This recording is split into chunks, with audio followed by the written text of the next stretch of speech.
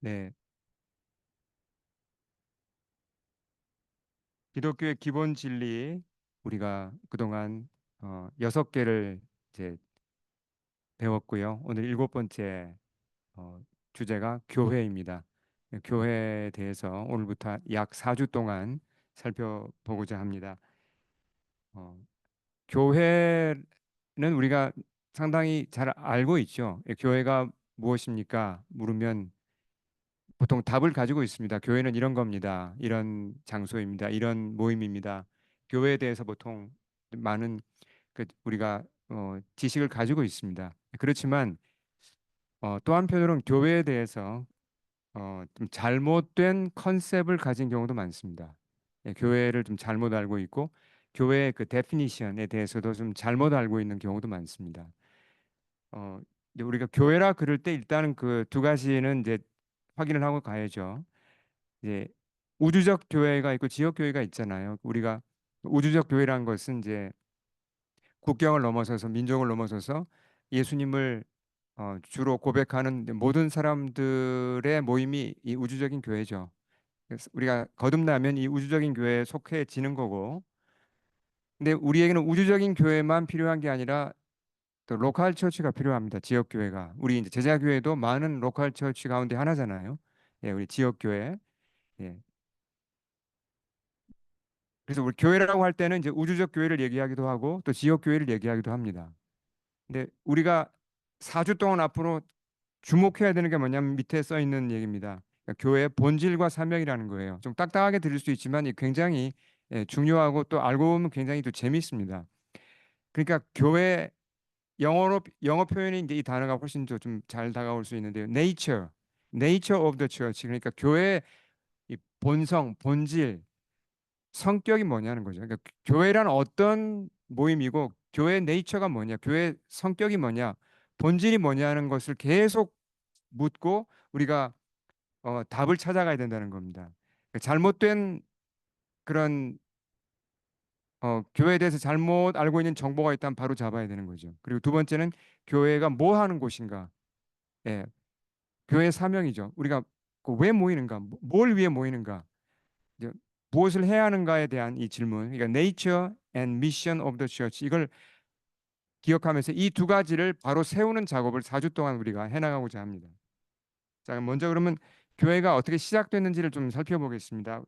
아시는 내용이지만 그러나 중간중간에 우리가 놓치기 쉬운 굉장히 어, 아주 그 핵심적인 것들이 있기 때문에 다시 복음서를 좀 살펴보겠습니다. 그 예수님이 제자들에게 이제 많은 시간을 할애하셨잖아요. 이제 잘 아시겠지만 약 3년 정도, 뭐 길게는 3년 반 정도 예수님이 이 땅에서 사역을 하셨는데 그 대중에게 어, 설교도 하시고 또 병도 고치고 그렇게 하셨지만 더 많은 시간을 12제자 또 좀 제자의 숫자를 좀 넓게 보시면 12명 또는 뭐 한 120명의 그 제자들에게 특히 12명과 많은 시간을 보내셨습니다. 그렇죠? 그들에게 성경을 가르치고 또 그들에게 예수님이 누구신지 보여주고 함께 사시고 그렇게 하면서 12명을 양육을 하셨습니다. 그리고 일정한 시간이 지났을 때 예수님이 그들에게 이런 질문을 하셨죠. 같이 한번 읽어볼까요? 오늘 우리가 신앙 고백으로 한 내용이죠. 읽겠습니다. 시작. 너희는 나를 누구라고 하느냐? 누구라고 하느냐? 자, 이 질문의 뜻은 뭐죠? 그러니까 어, 나사렛 예수란 분이 그 당시로 우리가 돌아가서 생각을 해야 됩니다. 우리 오늘날은 이제 예수님이 워낙 크신 분이니까 이 질문에 대해서도 이제 답이 좀 더 확실하게 나올 수 있지만 그 당시 예수님은 나사렛 목수 출신의 그냥 뭐 정말 몇 명의 제자들이 따라다니는 그런 별로 이름 없는 사람이었습니다. 근데 그 상태에서 예수님이 제자들에게 물으신 거예요. 너희는 나를 누구라고 하느냐? 그러니까 이건 제자들이 굉장히 개인적인 답을 요구하신 거예요. 인격적으로 정말 다른 사람들이 뭐라고 하든 간에 너는 나를 누구로 믿고 고백하느냐고 물으셨죠. 그때 그 유명한 고백이 나오잖아요. 베드로가 한 답이 자, 읽겠습니다. 시작. 시몬 베드로가 대답하여 이르되 주는 그리스도시요 살아계신 하나님의 아들이시니이다. 자, 이 어떤 고백이었죠? 베드로도 뭐 교과서에 써 있는 답을 얘기한 게 아니고 무슨 어디 교리서에 써 있는 답을 읽은 게 아니고 자기가 경험하고 본 예수가 누구인지를 개인적인 고백을 한 겁니다. 제가 보니까 당신 나사렛 예수 당신은 바로 메시아입니다. 우리 이스라엘 백성이 그렇게 오랫동안 기다려온 이 세상의 구원자 그분이 바로 당신이십니다라는 고백을 한 거죠. 이건 정말 인격적 고백이었습니다. 예. 그때 예수님이 하신 말씀이 이제 자 읽겠습니다. 시작. 또 내가 내게 이르노니 너는 베드로라. 내가 이 반석 위에 내 교회를 세우리니 음부의 권세가 이기지 못하리라. 이 말씀이 워낙 중요하기 때문에 이게 우리 교회 이제 신앙 고백이죠. 많은 교회들이 이제 사실 신앙 고백의 기초가 여기 있는데요.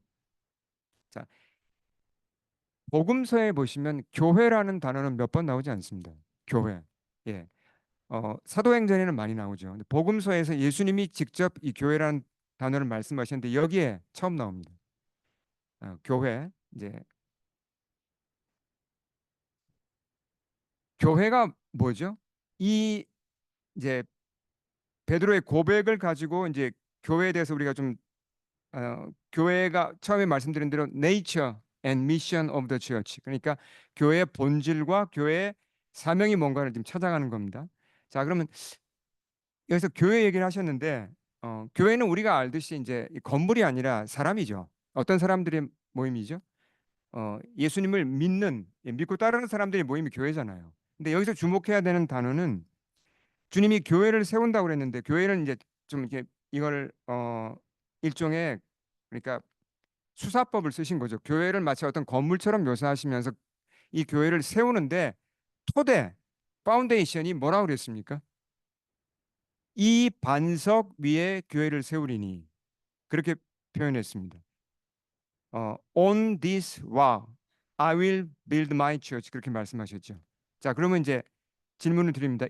이 반석이 누굴까요? 아니면 무엇일까요?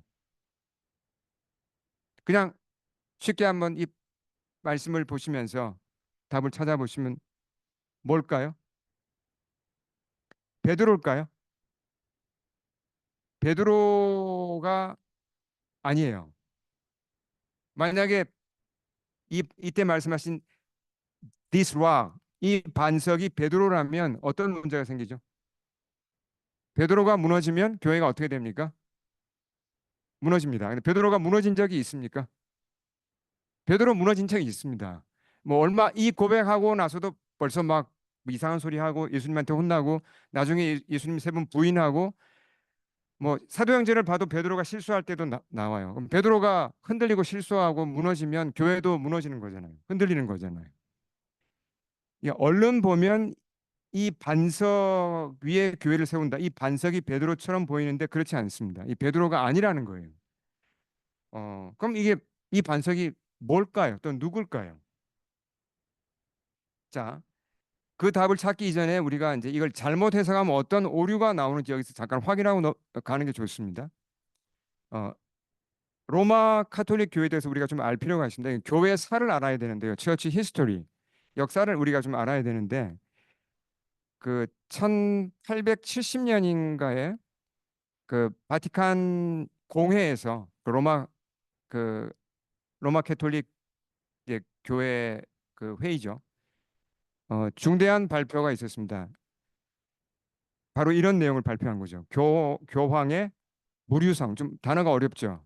이게 무류성이란 말이 무슨 말입니까? 오류가 없다는 겁니다. 그러니까 교황이 그 성경에 대해서 한 얘기, 그러니까 교황이 어떤 신앙과 윤리에 대해서 교황이 한 말에는 오류가 없다는 거예요. 예, 그러니까 교황이 어, 성경에 대해서 가르친 말, 뭐 교회에 대해서 한 말은 전혀 오류가 없고 다 맞는 말이니까 무조건 들으라는 얘기입니다. 이거 여러분 받아들일 수 있습니까? 어때요? 교황이 오류가 없을 수 있을까요? 오류가 역사를 보시면 엄청나게 오류가 많았습니다. 예. 근데 왜 로마 카톨릭이 이 교황의 무류성을 이렇게 법으로 제정해서 공포했을까요? 이건 정치적인 거죠. 누가 봐도. 그러니까 교황의 권위를 세우기 위한 겁니다. 그리고 결국은 가톨릭 교회의 권위를 세우기 위한 거였죠. 그러면서 이 교황의 무류성을 뒷받침하고자 끌어다가 쓴 말씀이 바로 오늘 읽은 이 말씀이에요. 이때 뭐라고 해석했냐면 이 반석이 베드로라고 해석을 합니다. 베드로. 예수님이 베드로 위에다가 교회를 세우고자 했다. 베드로가 first pop이라고 얘기를 합니다. 그러니까 첫째 교황은 베드로고 베드로의 뒤를 이어서 계속 교황들이 이제 이렇게 2세, 3세 쭉 이렇게 내려왔는데 그 교황들이 캐톨릭 교황이라고 얘기를 합니다. 예. 그러니까 만약에 그렇다면 캐톨릭 교황들은 어마어마한 그 권위를 가진 거죠. 왜냐하면 그들 위에 교회가 서 있잖아요. 근데 이건 완전히 틀린 해석입니다. 권위 있는 신학자들이 다 그렇게 얘기해요. 이게 뭐 제가 하는 얘기가 아니라 저도 물론 틀렸다고 보죠. 자, 그러면 제가 왜 이런 말씀을 드리는가? 어, 교회의 파운데이션, 기초를 이제 바로 아는 게 그만큼 중요하다는 겁니다. 그럼 이 반석은 무엇일까요? 아니면 누굴까요? 그 위에다가 교회를 세웠다 그랬잖아요. 자, 문맥을 잘 보세요. 뭘까요, 이게? 이때 말하는 반석은 베드로의 신앙 고백을 얘기합니다. 고백. 베드로가 고백을 했잖아요. You are the Christ. 당신이 그리스도십니다라고 신앙 고백을 했잖아요. 그 고백 위에다가 교회를 세우겠다는 겁니다. 이게 말이 되는 거죠. 그렇잖아요. 그 교회란 건 결국 예수님을 그리스도로 고백한 사람들의 모임이 교회잖아요. 그 고백이 없다면 교회가 될 수가 없죠. 사람들이 아무리 많이 모이고 사람들이 아무리 그 재능 있는 사람들이 모여서 좋은 음악을 하고 좋은 뭐 윤리를 들어도 만약에 그리스도에 대한 고백이 없다면 예수님이 그리스도라는 고백이 없다면 그 모임은 교회가 아닙니다. 그렇잖아요. 그만큼 베드로의 이 고백을 중요하게 여긴 겁니다. 그 고백 위에다가 교회를 세우겠다 그랬죠. 그럼 한 단계 더 나아가서 그러면 이 고백은 베드로 혼자 한 겁니까? 베드로가 자기가 잘 깨달아서 베드로가 똑똑해서 이 고백을 한 겁니까? 아니잖아요. 누가 도와줬다 그랬죠? 하나님이 도와주셨습니다. 그러니까 넓게 보면 이 반석이라는 건, 이 반석 위에 교회를 세운다는 건 첫째는 베드로의 신앙 고백이고 둘째는 예수님 자신이십니다. 예.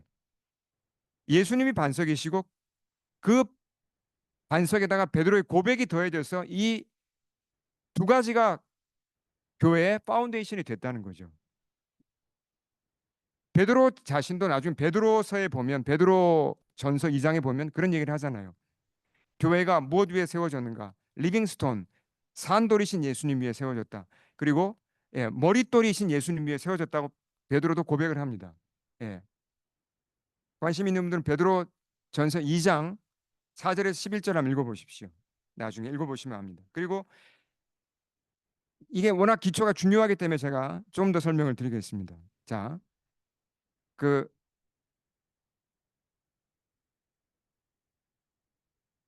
주님이 하신 말씀 18절에서 너는 베드로라 그랬죠. 자, 이게 또 좀 잘못 알고 있는 분들이 있습니다. 베드로가 반석입니까? 아닙니까? 베드로의 베드로란 말 원래 이 사람의 본명이 뭐죠? 본명이 시몬이죠. 시몬에게 예수님이 뭐라고 별명을 붙여주셨죠? 예, 베드로 영어로 피터. 예, 그 뜻이 뭐죠? 그러면 그게 반석 아닌가요? 아닙니다. 자, 여기 써 있죠. 너는 베드로라 할 때 이 페트로스란 말은 스톤이란 말이에요. 스톤. 스톤은 손으로 들 수 있을 만큼 작은 돌을 얘기합니다. 내가 이 반석 위에 내 교회를 세우리니 할 때 이 반석은 헬라어로 페트라입니다. 페트라는 락을 얘기해요. 락. 락은 뭐죠? 큰 바위예요. 예. 그러니까 베드로는 바위가 아닙니다. 그냥 돌이지. 그래서 절대로 우리가 이거 혼돈하면 안 됩니다. 베드로 위에다가 교회를 세운다고 한 게 아니라 베드로의 고백 위에 세우는 거고 그리고 영원한 반석이신 예수님 위에 교회를 세우겠다고 한 겁니다. 예. 자, 그러니까 교회의 기초가 뭐라고요? 교회의 기초는 그리스도시고 또 하나의 기초는 베드로의 신앙 고백입니다.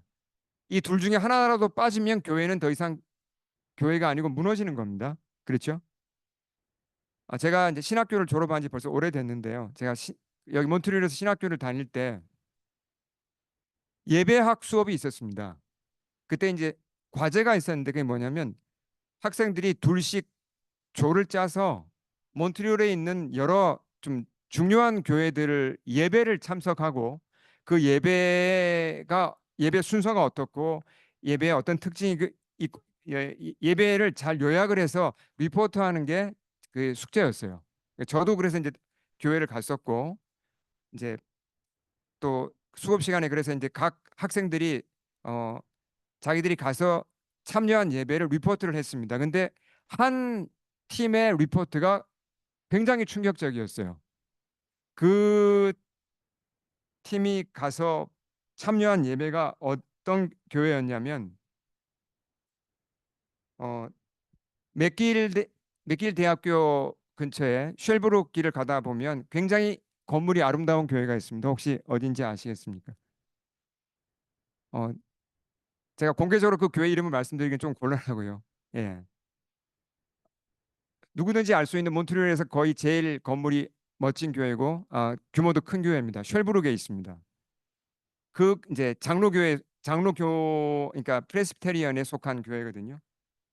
근데 그 교회 예배를 참여하고 한 리포트가 충격적이었어요. 왜 그러냐면 성가대가 너무 멋있었대요. 너무 은혜로웠는데 은혜롭다라기보다는 음악이 멋있었죠.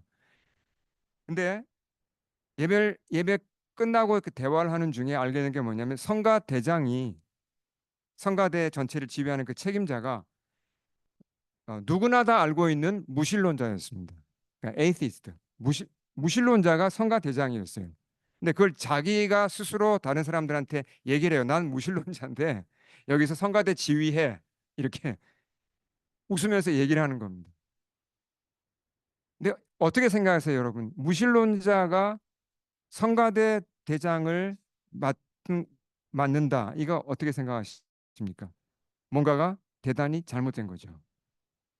그럼 그 예배는 뭐 어디로 가는 겁니까?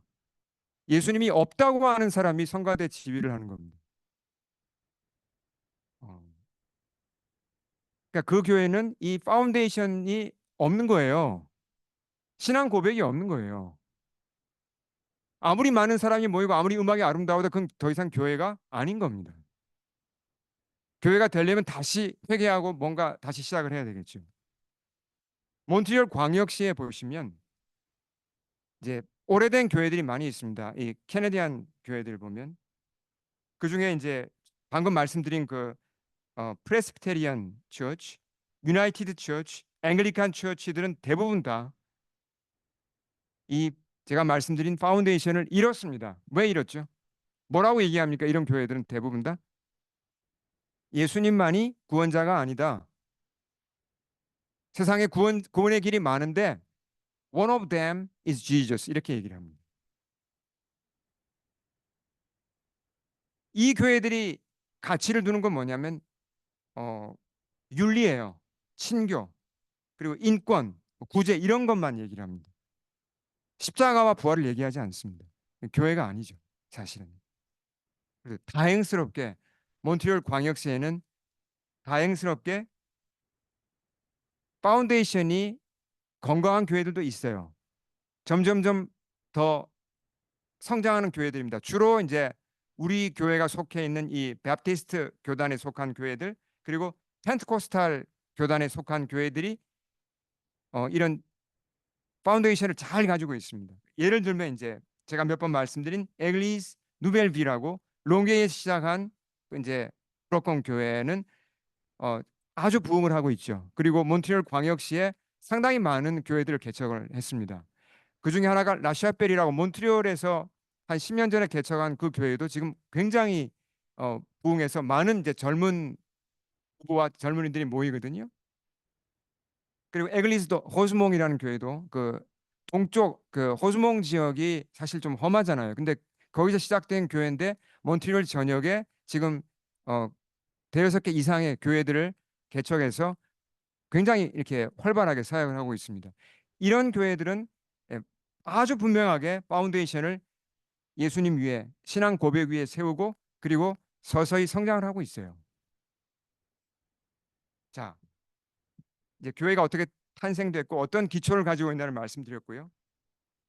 자, 실제로 그래서 어, 첫 교회가 언제 만들어졌죠? 우리가 잘 아는 대로 오순절날 성령님이 오심으로 세상의 모습을 드러내고 이 워낙 유명한 사건이니까 제가 뭐 자세한 설명 안 드려도 알죠. 120명이 모여서 기도하다가 성령을 받고 교회가 이루어지잖아요. 3천 명이 그날 회개하면서 자 이렇게 사도행전 2장에 오늘 읽은 본문에 이제 이 초대교회 예루살렘 교회의 모습이 서술이 되어 있습니다. 여기서 우리가 뭘 찾아야 된다 그랬죠? Nature and mission of the church. 교회의 본질이 뭐고 교회의 사명이 뭔가를 여기서 찾을 수 있습니다. 오늘 어, 그중에 오늘 우리가 두 가지를 보고 또 다음 주에 좀 더 자세히 보겠습니다. 42절을 우리 같이 한번 읽겠습니다. 같이 읽겠습니다. 시작. 그들이 사도의 가르침을 받아.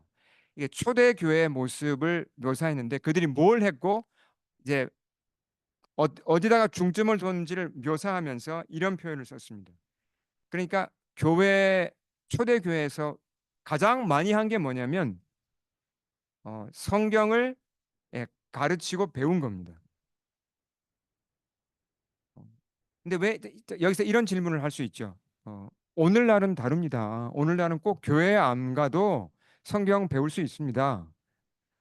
그렇게 말씀을 할 수가 있잖아요. 그리고 어떤 분들은 이제 교회 가면 이게 사람들하고 부딪히는 게 싫다.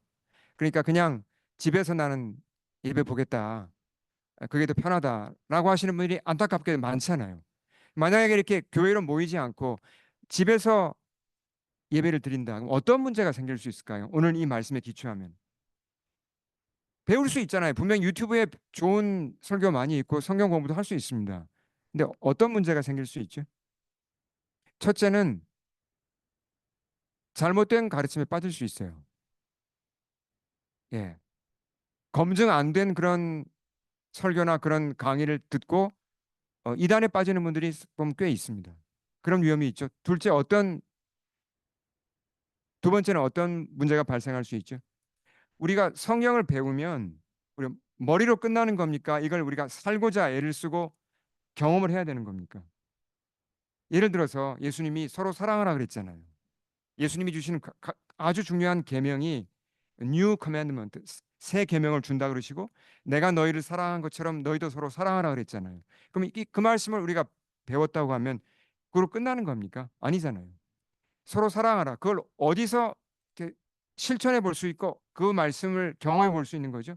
물론 가정에서도 가능하고 사회에서도 가능하지만 가장 중요한 장소가 모임이 교회예요. 교회에서 다른 사람이 하는 걸 봅니다. 사랑을 잘 하는 사람이 잘 섬기고 잘 돕는 사람이 하는 걸 보면서 감동을 받고 나도 저렇게 사랑해야겠다. 배울 수 있는 거죠. 그리고 나도 이렇게 사랑하기 어려운 사람을 사랑하는 그런 환경 속에서 예, 그 말씀을 살아내고자 애쓰게 되고 기도하게 되고 그러면서 지식으로 끝나는 게 아니라 이게 지식과 삶이 연결되는 겁니다. 그 현장이 교회인 거죠. 예. 자, 한 가지 더 보겠습니다. 교회는 어떤 특징이 있나? 어떤 성격을 가졌나? 자, 이 46절, 47절 같이 읽겠습니다. 시작. 날마다 마음을 같이하여 성전에 모이기를 힘쓰고 집에서 떡을 떼며 기쁨과 순전한 마음으로 음식을 먹고 하나님을 찬미하며 이게 이제 교회에 모여서 한 일들과 어떤 그런 교회가 뭘 중점적으로 했는지를 보여주는데요. 자, 첫 단어가 뭐였죠? 날마다 그랬습니다. 그러니까 굉장히 자주 모였습니다. 마음을 같이하여. 예. 성전에 모여서 뭘 했을까요? 성전에 모여서 예배를 드린 거죠. 일단 많은 사람이 모일 수 있죠, 성전에는. 근데 집에서도 또 모였어요. 성전에서만 모인 게 아니라. 집에서 모여서는 뭘 했죠? 자, 떡을 떼며 그랬고 그 뒤에 음식을 먹고 차이가 뭘까요? 음식 앞에는 떡을 떼며 그랬고 뒤에는 음식을 먹고 그랬습니다. 집에 모여서 두 가지를 했어요. 떡을 뗐다. 그다음에 음식을 먹었다. 왜 같은 얘기를 두 번 할까요? 이게 다른 얘기입니다.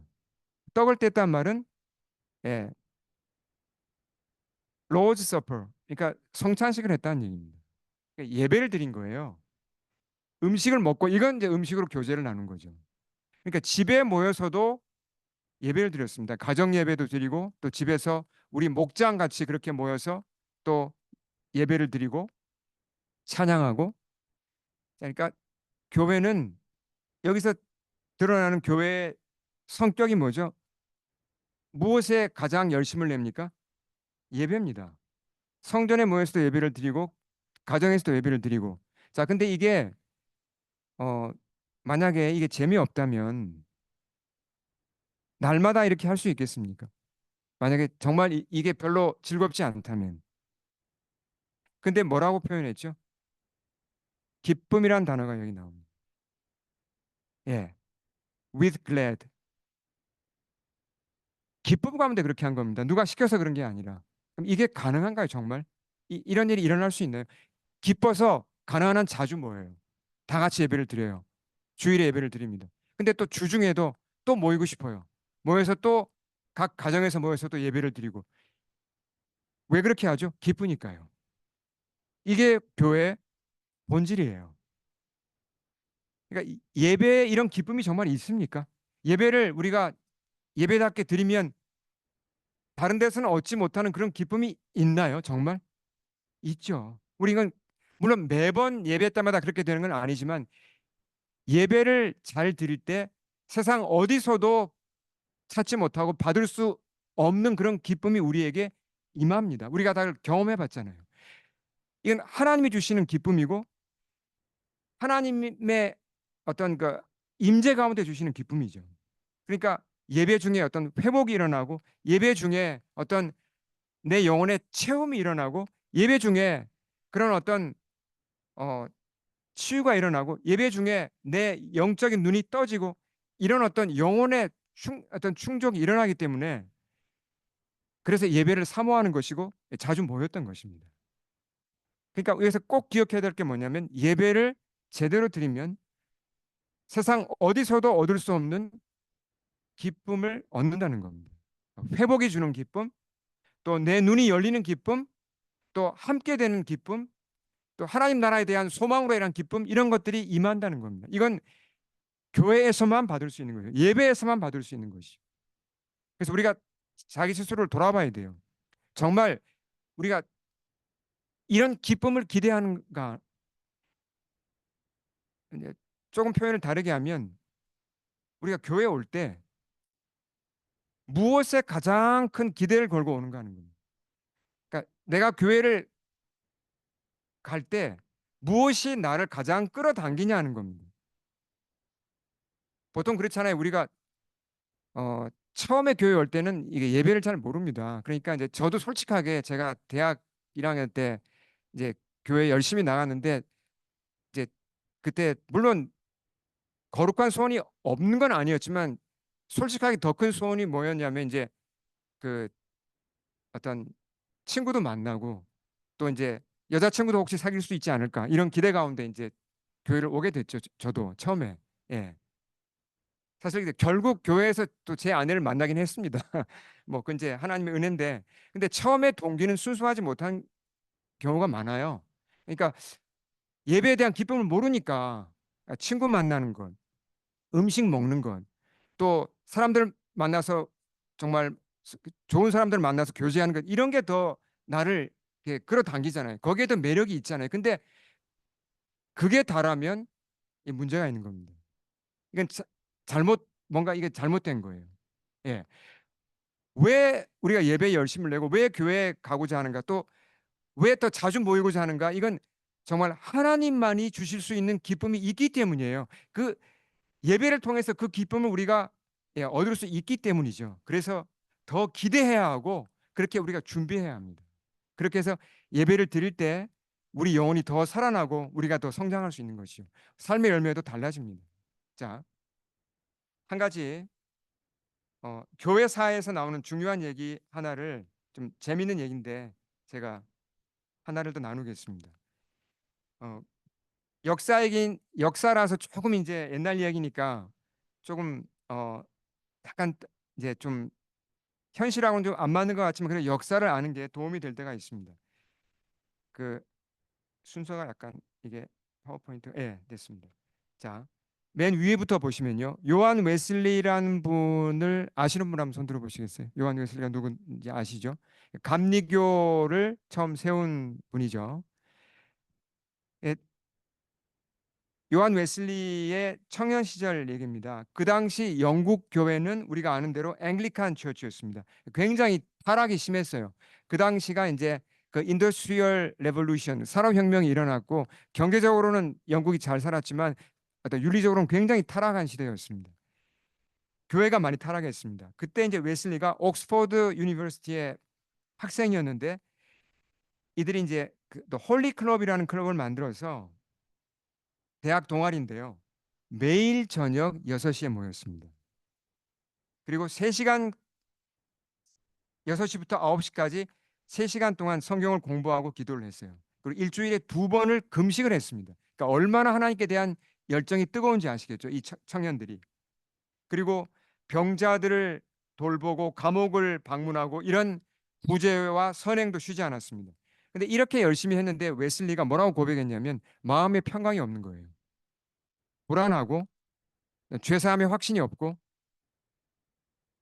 마음이 어두운 거예요. 그래서 이거 왜 이러지? 내가 왜 이러지? 내가 열심히 이렇게 열심히 성경 공부하고 이렇게 봉사하는데 나는 왜 이렇게 마음이 어둡지? 근데 그걸 공개적으로 얘기를 못 했어요. 왜냐면 너무 창피하니까.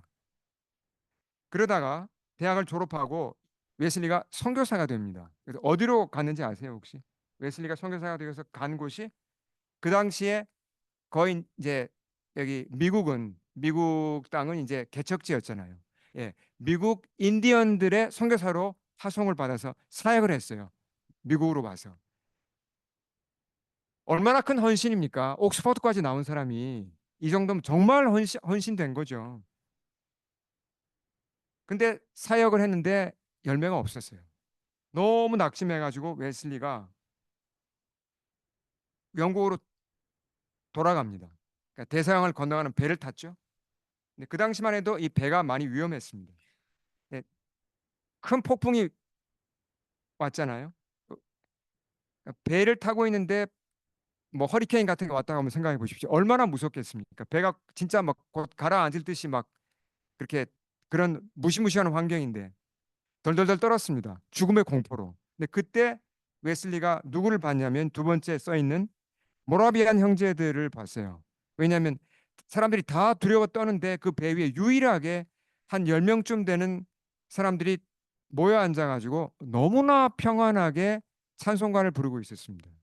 전혀 두려움이 없이 누가 봐도 저 사람들은 두려움이 없구나 이게 느껴질 만큼 저 사람들 뭐지 하고 가서 이제 관심을 갖게 된 겁니다. 사람이 저렇게도 될 수 있구나. 근데 그 모라비안 형제들은 아주 그 이제 독실한 크리스찬들이었는데 이제 이 얘기는 뭐 제가 길어서 생략하겠습니다. 근데 정말 그리스도를 바로 아는 사람들이죠.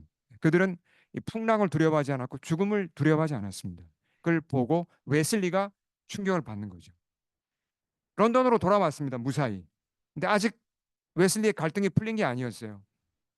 근데 그때 어, 웨슬리가 이제 런던에서